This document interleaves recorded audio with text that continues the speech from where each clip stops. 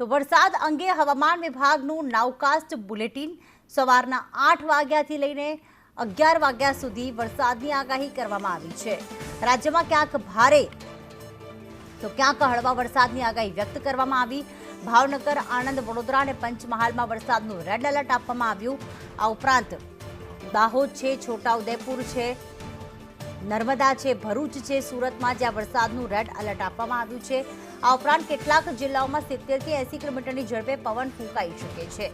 અમદાવાદ, ગાંધીનગર, વલસાડમાં મધ્યમ વરસાદની આગાહી, તો ડાંગ, નવસારી અને જૂનાગઢ તથા ગીર સોમનાથમાં મધ્યમ વરસાદની આગાહી કરવામાં આવી છે। સાથે જ અમરેલી છે, રાજકોટ છે, બોટાદ છે, ખેડા છે, મહીસાગર છે કે જ્યાં પણ વરસાદની આગાહી કરવામાં આવી છે।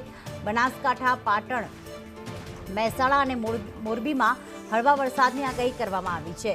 આ ઉપરાંત વાત સુરેન્દ્રનગરની કરીએ, મોરબીની કરીએ, જામનગર, દ્વારકા છે, પોરબંદર છે કે જ્યાં પણ હાલમાં વરસાદની આગાહી કરવામાં આવી છે।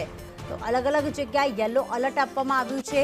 અમરેલી, રાજકોટ, બોટાદમાં વરસાદની આગાહી નાવકાસ્ટ દ્વારા બુલેટિન જાહેર કરવામાં આવ્યું।